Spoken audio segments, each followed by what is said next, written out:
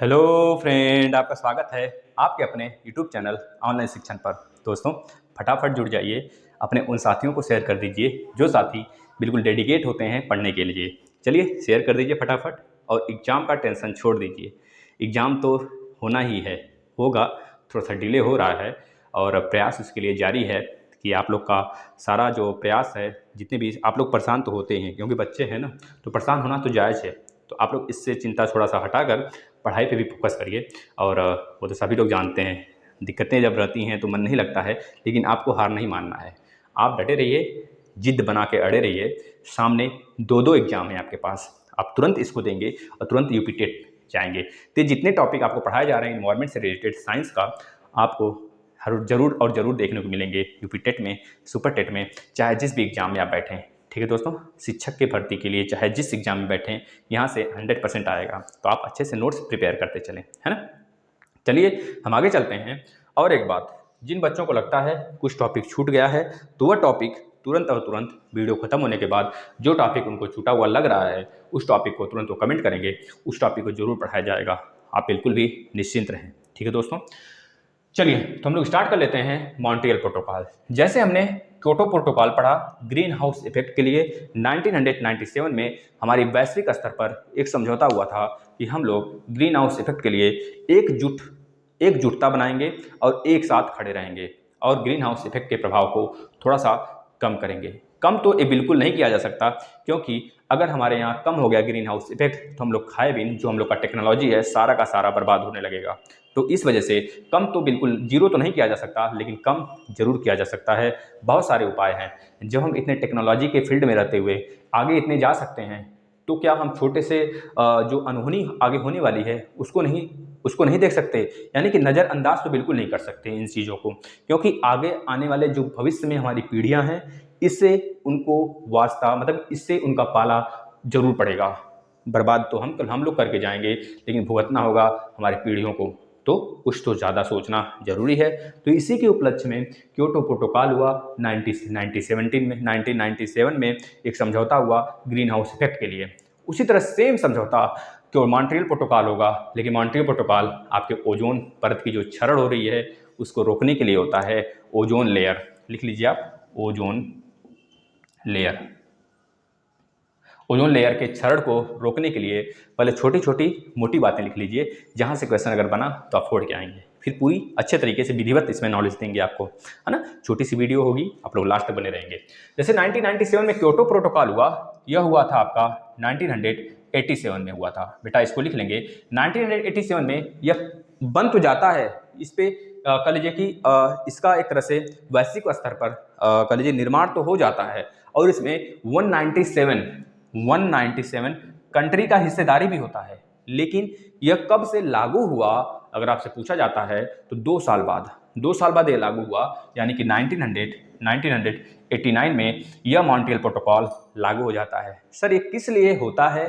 तो बोल देंगे मॉन्ट्रियल प्रोटोकॉल एक वैश्विक स्तर पर इंटरनेशनल ऑर्गेनाइजेशन मतलब इंटरनेशनल स्तर पर यह एक तरह से एक समझौता है, और बहुत ही बड़ा समझौता है, बहुत बड़ी डिसीजन है सारे देशों के बीच में, 197 कंट्रीज के बीच में। बहुत ही अपने आप में बहुत ही बड़ा डिसीजन है। इसको फॉलो कर पाना उतना ही कठिन होता है जितना एक बड़े स्तर पर एग्जाम को निकालना। ठीक है, IAS, IFS, IPS इस सब के एग्जाम को निकालना। आखिर IAS, IFS, IPS तो बन जाते हैं ना, तो इसमें भी असंभव तो नहीं है, संभव आसान नहीं है संभव, लेकिन असंभव भी नहीं है कि हम इस स्तर को कम मतलब ना कर सकें। ओजोन परत के क्षरण के लिए जो हम लोग जिम्मेदार हैं वो हम ही लोग हैं, याद रखेंगे। ओजोन परत की क्षरण किस लिए हो रही है सर? तो बता देंगे, अल्ट्रा वायलेट रेज जो सन से आती है, इसमें 7 कलर होते हैं। हमने बताया आपको साइंस में विधिवत, आप वहाँ से देख लेंगे। इन 7 कलर में जो रेड होता है सबसे ज़्यादा उसकी तरंगदैर्ध्य होती है, मतलब कि वेवलेंथ होती है, और सबसे कम उसकी फ्रीक्वेंसी होती है, यानी कि फैलाव, वो सबसे कम फैलता है, और सबसे कम एनर्जी होती है, और सबसे कम आवृत्ति भी होती है उसमें। ये चीज़ याद रखेंगे। और सबसे ज़्यादा जो आवृत्ति वाला होता है वह हमारा होता है बैगनी किरण। और सारे अगर हम लाइट रे की बात करें, प्रकाश किरण की सारी बात करें, तो प्रकाश किरण में सबसे ज़्यादा जो प्रभावित होता है वो गामा रेज होता है, गामा किरण होता है दोस्तों, जो कि जो कि सबसे ज़्यादा उसकी वेदन क्षमता होती है, पेनिट्रेशन पॉइंट बहुत ज़्यादा होता है, वह तुरंत आता है और 16 से 17 सेंटीमीटर की दीवार को फटाक से छेद देता है, पता भी नहीं चलता है ना, याद रखेंगे। तो यह यूवी रेस को, जो हमारा ओजोन लेयर होता है, ये यूवी रेस को रोकता है हमारे अर्थ पे आने से, ये चीज़ याद रखेंगे। और यह ओजोन लेयर जो होता है दोस्तों, ओजोन दिवस एक मनाया जाता है, याद रखेंगे, जो हमारा 1987 में जब हमारा वैश्विक स्तर पर इसका एक तरह संगठन किया गया, उसके बाद 2 साल बाद जब यह लागू हुआ, तो लागू हुआ था 16 सितंबर 1989 को। तो 16 सितंबर को ही हम ओजोन दिवस मनाते हैं, ओजोन दिवस मनाते हैं। ओजोन का जो फार्मूला होता है, ओजोन का जो फार्मूला होता है, ऑक्सीजन के 3 परमाणु मिलके बनाते हैं, O3 मिलके, O3 होता है, इस चीज़ को याद रख लेंगे। ऑक्सीजन यानी कि hydrogen, helium, lithium, beryllium, boron, carbon, nitrogen, oxygen. Oxygen 8वें नंबर पर आता है पीरियोडिक टेबल में। अगर आप पीरियोडिक टेबल नहीं याद किए हैं तो याद कर लेंगे। देखिए, जैसे हम आपको सुनाते हैं, hydrogen, helium, lithium, beryllium, boron, carbon, nitrogen, oxygen, fluorine, neon, sodium, magnesium, aluminium, silicon, phosphorus, sulphur, chlorine, argon, potassium, calcium, scandium, titanium, vanadium, chromium, manganese, iron, cobalt, nickel, copper, zinc, gallium, germanium, arsenic, selenium, इस तरह पूरा हम सुना देंगे।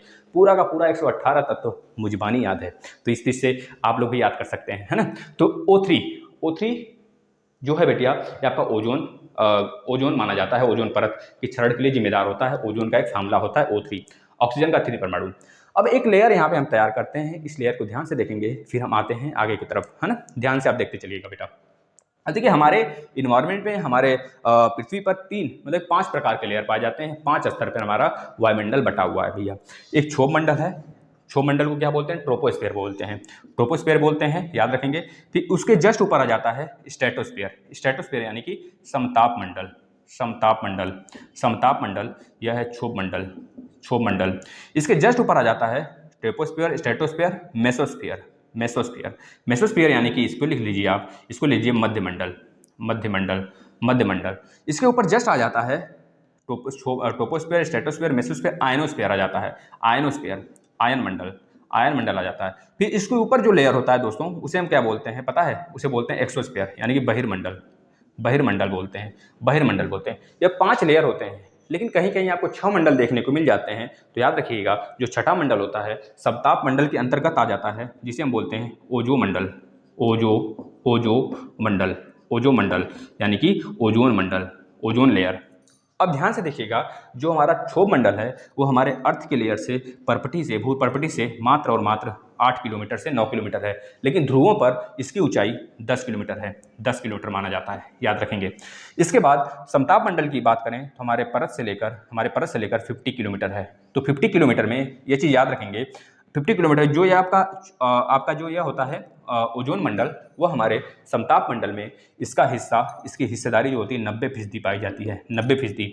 और इसी क्षोभ मंडल का हमारे ट्रोपोस्फेयर में मात्र और मात्र 10% हिस्सेदारी होती है, ठीक है। 10% हमारे क्षोभ मंडल में और 90% हमारे समताप मंडल में ओजोन लेयर पाई जाती है। अब यही भूप्रपटी से अगर ऊपर जाते हैं मध्य मंडल की तरफ, तो मध्य मंडल में 80 किलोमीटर की ऊंचाई पर पाया जाता है मध्य मंडल।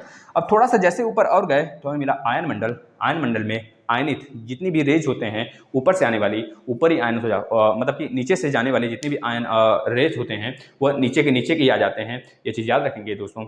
जो हमारे उपग्रह होते हैं सब के सब इसी जगह संचालित किया जाता है, उसको इसी जगह लाकर स्थापित किया जाता है। सारे जितने भी सैटेलाइट्स हमारे होते हैं, ये चीज़ याद रखेंगे। और 80 किलोमीटर की ऊंचाई पर होता है, ये चीज़ याद रखेंगे। इसके बाद 80, एक मिनट बेटा 80 किलोमीटर की ऊंचाई पर होता है ना, 80 किलोमीटर की ऊंचाई पर होता है, गलत बोल दिए, एक मिनट ध्यान रखिएगा। जो क्षोभ मंडल होता है वो तो 9 किलोमीटर होता है, और समताप मंडल 50 किलोमीटर होता है, और मध्य मंडल भैया होता है 80 किलोमीटर, और जो हमारा आयन मंडल होता है ये 400 किलोमीटर तक होता है भैया, 400 से 600 किलोमीटर तक, ये चीज़ याद रखेंगे। और इसके ऊपर जो आता है हमारा बहिर्मंडल आ जाता है, इसमें सबसे हल्की गैस हाइड्रोजन पाई जाती है, और हीलियम भी यहाँ पे पाई जाती है, ये चीज़ याद रखेंगे, ठीक है दोस्तों। अब यहीं से आपको पता है सारी रेज आती हैं, और यहाँ पे आते आते जो ओजोन लेयर होता है उसे सारा का सारा भगा देता है ऊपर की तरफ। लेकिन आपको पता है अंटार्कटिका के ऊपर एक छोटा सा छेद हुआ था 1985 में, लगभग 15 साल के बाद ओजोन लेयर देखा गया था। ओजोन लेयर का मतलब उसको थोड़ा सा पिघलता हुआ देखा गया था। कब देखा गया था तो बताते हैं, 1985 में देखा गया था। ये चीज़ याद रखेंगे भैया, यहाँ से भी क्वेश्चन पूछा जाएगा तो आप बता देंगे। 1985 में अंटार्कटिका के ऊपर ओजोन लेयर को क्या करते हुए, पिघलते हुए देखा गया था, पिघलता हुआ। अभी कोरोना के समय बोला गया है कि अंटार्कटिका में नहीं, आर्कटिक में, पता भी नहीं था, आर्कटिक में ओजोन लेयर जो था वो भर गया।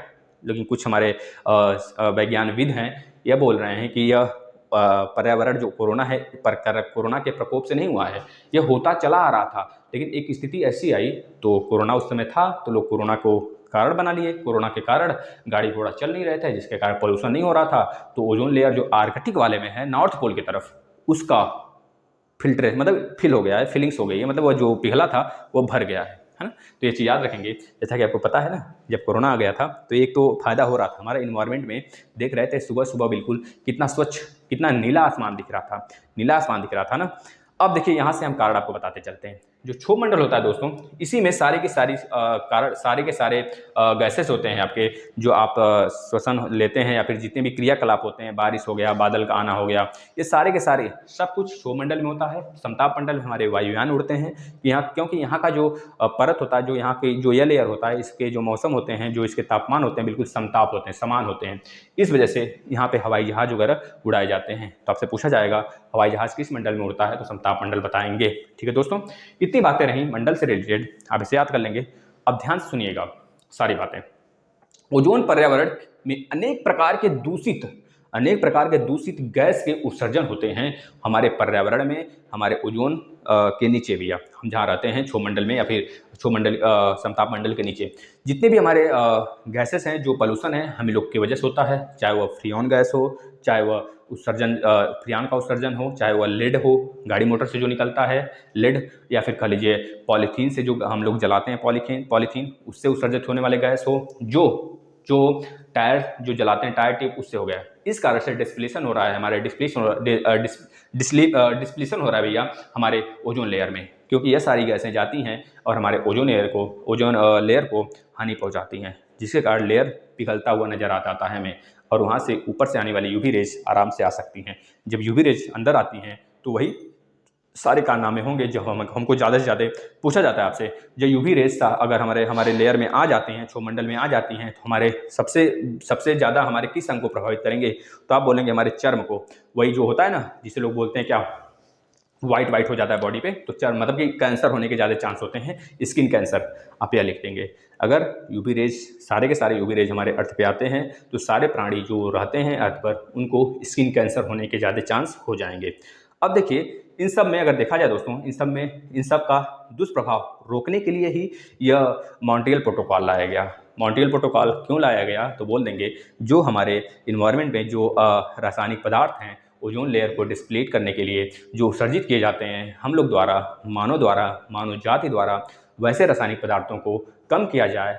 वैसे रासायनिक पदार्थों का उत्सर्जन कम करने के लिए यह मॉन्ट्रियल प्रोटोकॉल हुआ था, समझौता हुआ था वैश्विक स्तर पर 197 कंट्री के साथ हुआ था 1987 में, और 1989 में 1989 को यह लागू हुआ। यह बात आप लिख देंगे। यह क्यों हुआ था प्रोटोकॉल, तो बता देंगे ओजोन लेयर को बचाने के लिए किया गया था। ये बात आप लिख देंगे भैया, अच्छे तरीके से लिखिएगा। इसमें बहुत सारी बातें आप बना के लिख सकते हैं। ठीक है, इसका कैसे हम लोग मतलब कि इसका घाटा क्या है, इसका मतलब कि हानि क्या होती है, सारी बातें आप लिख सकते हैं। ठीक है ना दोस्तों, इस चीज़ को याद रखिएगा। जैसे अभी हाल में आया था BS6 इंजन, भारत सरकार, BS का मतलब होता है भारत स्टेज 6 इंजन। अभी आपने सुना होगा कि यूपी में या फिर पूरे यूपी में एक बार और पहले हुआ था, BS4 आया था, BS4 बहुत सारे बच्चे देखे होंगे। उस समय हम सेकेंड ईयर में थे, लास्ट ईयर में थे बीटेक में, तो लास्ट ईयर थर्ड ईयर में थे बीटेक में, है ना बेटा।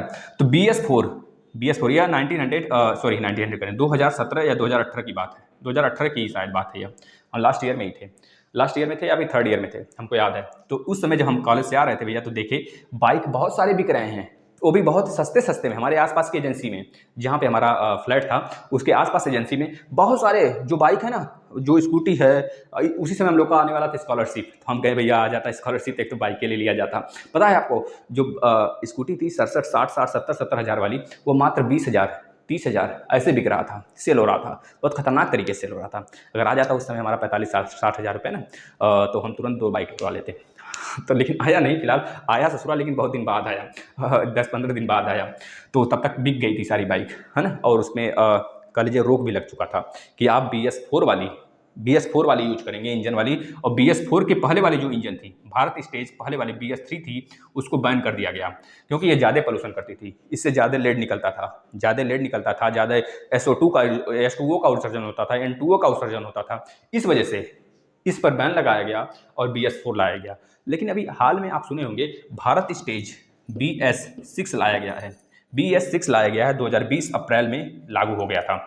BS6 कोरोना के काल में कहा जाता है, बाद में दिसंबर वगैरह में लागू हुआ, लेकिन BS6 मान्य हो गया। अगर BS6 के नीचे कोई भी गाड़ी कंपनी, चाहे कोई भी कंपनी हो, मारुति सुजुकी हो या फिर कोई भी कंपनी हो, अगर BS6 के नीचे का इंजन बनाती है तो उस पर बैन लगा दिया जाएगा, उस पर जुर्माना ठोका जाएगा। BS का मतलब होता है भारत स्टेज 6।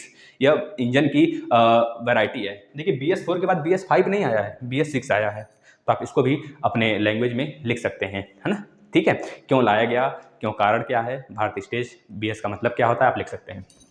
अब एक चीज़ याद रखेंगे दोस्तों, ओजोन हमारे अर्थ पर आते हुए UV रे को रोकता है, और CFC क्लोरोफ्लोरोकार्बन को क्या करता है, क्लोरोफ्लोरोकार्बन क्या करता है, गैस जो है हमारे ओजोन लेयर को क्या करती है, हमारे ओजोन लेयर को कम करती है। ये चीज़ याद रखेंगे। अब देखिए, अब 2 स्टेज आया, जो हमारा वैश्विक स्तर पर यह संगठन था, ये 2 स्टेज लाया। कहा 2000 तक विकसित देश जैसे अमेरिका हो गया, बहुत सारी यूरोपीय कंट्री हो गए, UK हो गया, आपका स्विट्जरलैंड हो गया, और आपका नॉर्वे हो गया, स्वीडन हो गया, है ना। ये सब सारी कंट्री क्या करेंगी, विकसित देश हैं, ये विकसित देश मानी जाती हैं। विकसित देश है भैया, ये विकसित देश है, मतलब विकास हो चुका है पूर्ण तरीके से। तभी देखते होंगे यहाँ पे भुखमरी की समस्या कम है, यहाँ पे कह लीजिए कि यहाँ पे जो इनका GDP होता है हमेशा हाई क्वालिटी पे रहता है ना। इनको तो जैसे कि अब यहाँ पे आपके घर में पता है सुख सुविधा सारी लगी हुई है, मशीन, पानी भी है आपके घर में, पानी की सुविधा भी है, आपके सारे शौच की सुविधा है, हर एक चीज सुविधा आपके घर में है। तो आप अगर 2-4 दिन आपके घर में पैसा नहीं भी आएगा ना, अनाज पूरा भरा पड़ा है, अगर 2-4 दिन या फिर 1 महीने तक पैसा नहीं भी आएगा ना, तब भी आप अच्छे से चैन से खाकर सोएंगे। सेम उसी तरह यूरोप में भी होता है। यूरोप की जितनी मैक्सिमम कंट्रीज हैं, सब की सब विकसित हैं, है ना। तो याद रखेंगे भैया, यह 2000 तक बोला गया, इस कह लीजिए अंतर्राष्ट्रीय संगठन में यह बोला गया कि भैया 2000 तक जो विकसित देश हैं, ये पूरी की पूरी तरीके से क्लोरोफ्लोरोकार्बन पर प्रतिबंध लगा दें। क्या कर दें, कम ना करें, प्रतिबंध लगा दें। तो यह प्रतिबंध लगा भी थी, लेकिन और CFC पे प्रयोग लगाई। देखिएगा CFC पर, आपको पता है ना, जब एक रास्ता बंद होता है तो उसी का दूसरा रास्ता अपनाया जा सकता है। अगर अभी हम कारण बताएंगे आपको। और यह भी बोला गया दूसरा स्टेज में, जो 2010 तक विकासशील कंट्रीज जैसे भारत हो गया, चाइना हो गया, इस तरफ की कंट्रियां जो हो गई, ज़्यादातर एशिया अफ्रीका की, तो जो विकासशील कंट्री हैं, वैसे अफ्रीका की सारी कंट्रियां तो विकासशील भी नहीं है, है ना। याद रखेंगे, वो उस कगार पे आ रही हैं, विकासशील जितनी भी कंट्री हैं, वो 2010 तक क्या करेंगी, CFC क्लोरोफ्लोरोकार्बन का उत्सर्जन बिल्कुल भी प्रतिबंध लगा देंगी। मतलब थोड़ा सा भी नहीं होना चाहिए। देखिए ध्यान से भैया, एकदम नहीं करना है, नहीं तो फिर जुर्माना झक के लगेगा, तो फिर दिक्कत हो जाएगी। इस वजह से इन दोनों ने क्या किया भैया, इन दोनों समय विकसित देश प्रतिबंध लगा दिए और विकासशील देश 2010 तक प्रतिबंध लगा दिए। लेकिन अगर मान लें अगर ये इस पर बैन भी लगा दिए, इनको डायरेक्ट यह बोलना चाहिए था, जो रासायनिक उत्सर्जन पदार्थ हैं, उत्सर्जित रासायनिक पदार्थ जो उत्सर्जित होते हैं, उस पर बैन लगाते ना तो बहुत ही बेहतरीन होता, क्योंकि उनके नज़र में एक ही गैस उस समय चढ़ा था, CFC क्लोरोफ्लोरोकार्बन ही चढ़ा था दिमाग में कि यही ससुरा है जो हमारे ओजोन को छेद रहा है, तो बस उसी पे बैन लगाए। लेकिन अगर थोड़ा सा भी दिमाग रहा होता इन लोग के पास, वैसे तो दिमाग बहुत ज़्यादा है, उस समय सोच नहीं था उतना बड़ा, अगर ये सोचे होते आगे के बारे में, जब इस पर बैन लगाई जा रही है तो जाहिर सी बात है हम किसी न किसी और तरीके को खोज लेंगे। तो वही हुआ, आखिर में लास्ट में जाते जाते वही हुआ। एक कंट्री आई जिसका नाम है भैया, याद रखेंगे, जिसका नाम है रवांडा आई। यह सीधे रवांडा का कैपिटल किगाली, यह अफ्रीका की कंट्री है, किगाली। इन्होंने क्या किया भैया, 2000 अक्टूबर 2016 में एक अच्छी खबर लेकर आई। यह जाहिर सी बात की मतलब यह बात बोली है कि हम यह चाहते हैं कि सीएफसी को ही क्यों, जब सीएफसी बंद हुआ तो आप हाइड्रोकार्बन हाइड्रोक्लोरोफ्लोरोकार्बन यूज करने लगे, हाइड्रोक्लोरोफ्लोरोकार्बन यूज करने लगे। अब सीएसपी पे जब आप बनने लगा दिए तो हम फ्रीज ला दिए, कूलर ला दिए, कह लीजिए कि आपका वाटर कूलर आ गया, कह लीजिए हमारा रूम क्लीनर आ गया, रूम क्लीनर हो गया। और कह लीजिए जो हम फोम जिसे गुड़िया वगैरह बनाती हैं हमारे घर के लेडीज़, तो गुड़िया मतलब कि जो फोम हो गया उस वह कंपनी हो गई। और मैक्सिमम टेक्सटाइल कंपनी जो सूती वस्त्र वगैरह वाले हैं, वह सब कंपनी में देखा गया कि हाइड्रोक्लोरोफ्लोरोकार्बन का यूज होने लगा और फ्रियॉन, फेमस एक गैस से याद कर लेंगे, फ्रियॉन गैस का यूज होने लगा। और यह दोनों गैस जो है भैया ना, इससे ज़्यादा हानिकारक हैं, सीएफसी से बहुत ज़्यादा हानिकारक हैं। और तब जाके तुरंत रवांडा के दिमाग में एक कीड़ा उत्पन्न हुआ और यह बोला भैया कि अक्टूबर 2016 में यह बोला कि जो यह सारी जितने भी गैसेस हैं, गैस का नाम कोई पर्टिकुलर ना लिया जाए, हम क्या करें, एक काम करें, जितने भी रासायनिक गैसेस हैं सबके ऊपर बैन लगा दें। मतलब कि जो रासायनिक गैस हैं, रासायनिक गैस हैं, क्यों नहीं हम इसके ऊपर ही बैन लगा देते हैं। तो रासायनिक गैस पर बैन लगाया गया, पूरी तरीके से बैन लगा दिया गया किगाली द्वारा, रवांडा द्वारा अक्टूबर 2016 में। लेकिन आज भी देख रहे हैं किसके घर में कूलर नहीं है, किसके घर में फ्रिज नहीं है, किसके घर में एसी नहीं है, किसके घर में नहीं है, बस ये बता दीजिए। जब है तो जाहिर सी बात है वहाँ से फ्रियॉन तो निकलना ही निकलना है। सबसे ज़्यादा फ्रियॉन का उत्पादन हमारा फोम वाला कंपनी, जहाँ पे फोम बनते हैं गत्ते वाले जो वाइट होते हैं, वहाँ से निकलता है, टेक्सटाइल कंपनी से निकलता है, चमड़ा उद्योग से निकलता है। ये सब सारे गैसेस कहाँ से आते हैं, ये सब सारे गैसें कहाँ जाएंगे बताइए। कोई शौक थोड़े जाएगा, कोई सोखता थोड़े लगा है ना, समझ रहे हैं कि नहीं। वो ओजोन लेयर को ही तो क्षति पहुंचाएगा, डिप्लीट करेगा वहाँ पे, और हमको दिक्कत होगी, आम आदमी को दिक्कत होगा। आप क्या है, आप तो टेक्निकल तरीके से अच्छे घर में रह रहे हो, बड़ी बड़ी कंपनियां चला रहे हो, बहुत सारी सुख सुविधा लेकर बैठे हो, है ना। ये सारी बातें भैया आप इसको अच्छे तरीके से लिख सकते हैं और अपना एक तरह से कुछ हद तक आप भी इसमें अपना हिस्सेदारी जता सकते हैं, है ना। चलिए, तो इतनी बातें रहीं, बहुत ज़्यादा बोल दिए। और किस लिए लाया गया, सारी बातें आपको याद हो गया होगा। इसको लिख लेंगे, मॉन्ट्रियल प्रोटोकॉल 1987 और क्योटो प्रोटोकॉल 1997, है ना। 16 सितंबर को ओजोन दिवस, 22 मार्च को जल दिवस, 22 अप्रैल को पृथ्वी दिवस, 22 मई को जैव विविधता दिवस। ये सारी चीज़ें आपको याद होनी चाहिए, तब जाके एग्जाम क्लियर तो होना ही है। ठीक है दोस्तों, चलिए धन्यवाद। एक और उम्मीद करते हैं आपसे कि आप इसे ज़्यादा से ज़्यादा शेयर करें, ज़्यादा से ज़्यादा व्यूज़ बटोरें। जितना ज़्यादा व्यूज़ बटोरेंगे उतनी खुशी होगी और उतने ज़्यादा डेडिकेट होकर हम लोग क्लास लाएंगे। ठीक है दोस्तों, चलिए धन्यवाद।